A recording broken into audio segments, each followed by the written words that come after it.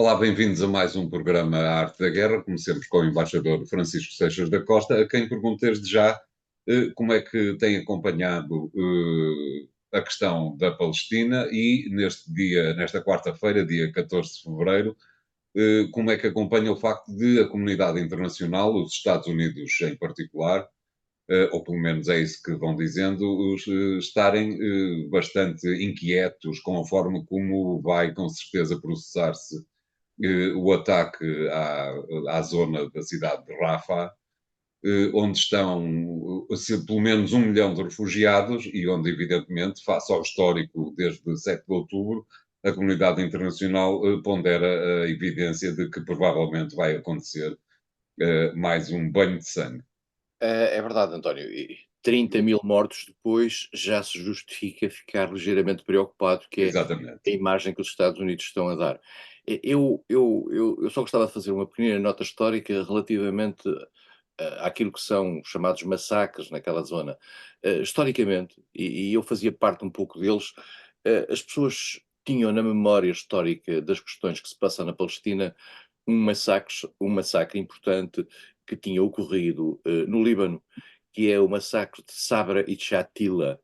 E o massacre de Sabra e Shatila, que tinha sido cometido por forças libanesas com o apoio israelita nos anos 80, era tido como o auge dos massacres. Quando se falava de um massacre, falava-se de um massacre de Sabra e Shatila. Morreram 3.000 pessoas em Sabra e Shatila. Estamos a falar 10%. agora de 30.000. E, portanto, a consciência da comunidade internacional acorda tarde nesta matéria, porque deu a Israel o direito de defesa, o que é normal perante aquilo que foi uma agressão terrorista em outubro, mas não pôs limites a esse direito de defesa. E foi lentamente ao longo destes 120 e tal dias, ou 130 dias, eh, manifestando a sua preocupação por essa chatice que eram as mortes dos civis e tal. Quando estamos, na altura, as coisas equiparavam-se. Tinham sido mortos 1.200 civis no ataque terrorista, entretanto iam aumentando os civis vítimas colaterais na reação israelita, e a certa altura nós estamos em 30.000.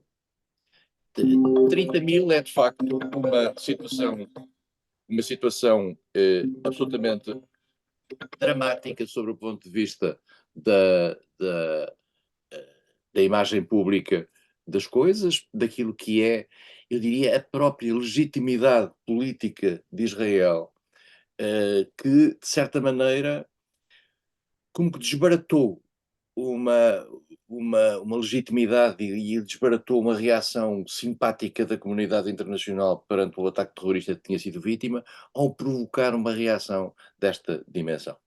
Dir-se-á, não há outra maneira de fazer isto. Tem que haver, quer dizer, não é possível pensarmos que para 1.000 e tal mortos correspondem 30.000 do outro lado, a menos que tenhamos uma leitura de que os palestinos não são gente ao nível. eh, Até porque, vale a pena dizer, nós estamos aqui perante uma punição coletiva. Esse é o ponto importante. Nós estamos perante uma punição coletiva de um povo que vivendo numa área que é dominada pelo Hamas, que são os responsáveis pelo ato de 7 de outubro, não tem, particularmente as crianças, mas também o resto da população, não tem culpa disso, quer dizer, e não podem ser vítimas colaterais disto com uma total complacência internacional.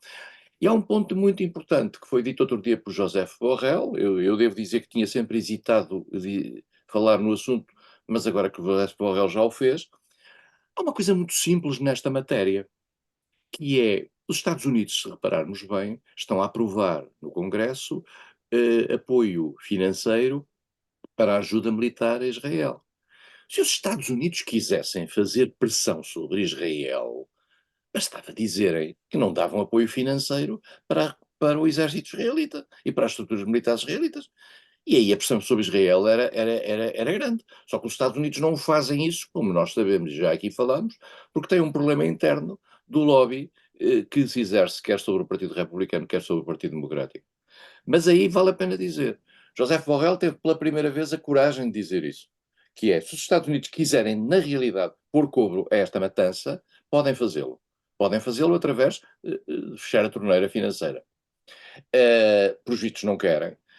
Mas também vale a pena dizer, esta palavra de José Borrell é um pouco rara dentro da União Europeia, porque se fosse perguntado isto a qualquer ministro alemão, o ministro alemão não dirá nada do mesmo género, o que significa que a Europa funciona a várias vozes. E por Nem isso, provavelmente a própria comissária europeia, que é uma nem ex-ministra alemã, é provavelmente, bom exatamente, não esquecer. pô, ela não esquece que é alemã. E, portanto, nós estamos perante uma possibilidade de um massacre. Netanyahu já disse que quer fazer isso, porque quer destruir toda a capacidade que o Hamas ainda, residual que ainda existe na faixa de Gaza, e com isso só na noite de ontem morreram cento e tal pessoas, civis, quer dizer, e portanto, dir-se-á, mas haverá alguns membros do Hamas, caramba, mas também não deve haver assim tantos membros do Hamas como isso, para estarmos permanentemente a ver mortos civis, crianças mortas a todo momento. Bom, se é este o sentido, digamos, da pacificação feita em Israel, eu vou dizer uma coisa, quer dizer, eu não sei, eu não conheço o judaísmo suficiente para saber se no judaísmo também há céu e inferno, mas se há, eu sei quem é que está no inferno. Até porque aquilo que aparentemente move o atual governo israelita é exatamente o facto que é verdadeiro, suponho eu, o facto de uma maioria substancial dos palestinianos da faixa de Gaza ser apoiante do Hamas. Quanto a isso, aparentemente não há dúvida, sendo certo que todas estas intervenções militares farão com que a parte que eventualmente não apoiava o Hamas tenha passado a apoiar o Hamas. Exatamente, António. O que você acaba de dizer é puramente certo. Isto é, nós sabíamos que o Hamas é uma estrutura de natureza política, vale a pena dizê-lo, que ganhou as eleições na faixa de Gaza e que criou um exército que fez ações de natureza terrorista, uma estrutura militar que fez ações de natureza terrorista. O Hamas não é um partido democrático, é uma estrutura não democrática, como existe um pouco por todo o mundo. O Hamas, contra o Hamas, há seguramente muita daquela gente que ali está e que vive ali e que sofre o Hamas, outros apoiarão o Hamas. Depois do que aconteceu, o Hamas ou outra coisa qualquer que se chama Hamas ou que se chame qualquer coisa que represente o interesse dos palestinos numa expressão política de raiva, vai aumentar. E a novas gerações palestinas, quer ali, quer na Cisjordânia, quer aqueles que estão exilados, refugiados no Egito, na Síria, etc., são um caldo de cultura extraordinário, porque Israel parece não querer perceber, ou querer viver, ou digamos, não se importar de viver nesta situação, que aquilo é um caldeirão que ciclicamente vem ao de cima. A história de Israel prova isto, estes 70 e tal anos. É um caldeirão. Porquê? Porque Israel não quer, e isto também é importante este aspecto agora, Israel não quer a solução dos dois Estados. E mais agora muito menos. Agora, muito menos. A opinião pública israelita, hoje em dia, é muito mais renitente à solução dos dois Estados do que era no passado. Claro. Porque, portanto, porque foi conduzida numa linha de tensão que acabou por afetar fortemente aquilo que era a capacidade de negociação, neste momento estão quebradas as pontes. E nós não sabemos o que é que vem aí. Agora, o que vem aí, a menos que Israel ponha uma bomba por cima dos palestinos, que não vai fazê-lo naturalmente, até porque não há maneira de pôr bombas de natureza nuclear sem efeitos colaterais próprios, eh, esta gente vai viver assim permanentemente. E vai viver assim neste ódio a Israel. E dentro de Israel vai haver um ódio cada vez maior relativamente aos palestinos. Para isso é que há soluções da natureza política. Mas para fazer soluções de natureza política, aquilo que se chamava historicamente a paz dos bravos, é preciso haver coragem. E manifestamente este governo israelita não tem essa coragem. Claro, e, além de que toda esta intervenção militar de Israel tinha como finalidade assegurar a segurança israelita, neste momento o mínimo que se pode dizer é que não há a mínima hipótese de, na próxima década, no mínimo, haver qualquer tipo de segurança para os israelitas que vivem em Israel.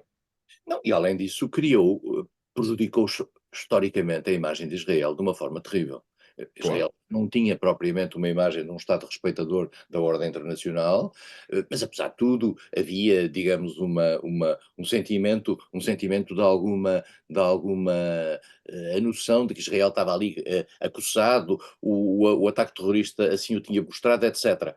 Agora, o excesso de reação em matéria de legítima defesa matou completamente aquilo que era a imagem de Israel. Vamos ver agora, ainda há umas negociações em curso, ainda há o Qatar, o Egito, os Estados Unidos, que estão envolvidos em negociações no sentido de criar a chamada pausa, mas eu acho que há aqui um espaço muito diferente entre aquilo que é a posição de Israel e aquilo que é a posição do Hamas. O Hamas quer pura e simplesmente o fim da ocupação, coisa que Israel não parece muito pressionada para fazer. O Israel quer liquidar completamente o Hamas, qualquer que seja o preço que isso tem em matéria de vítimas colaterais de natureza civil. Não sei, no meio disto tudo estão os reféns, apareceram 2 reféns que foram resgatados através de uma ação, de um golpe de mão israelita muito bem feito dentro da faixa de Gaza, mas estamos a falar ainda de mais 100 e tal pessoas que eventualmente ali estão, muitos deles eventualmente já mortos. Claro. Obrigado, embaixador. Vamos fazer aqui o primeiro intervalo do programa de hoje. Voltamos já de seguida com o segundo tema. E até lá.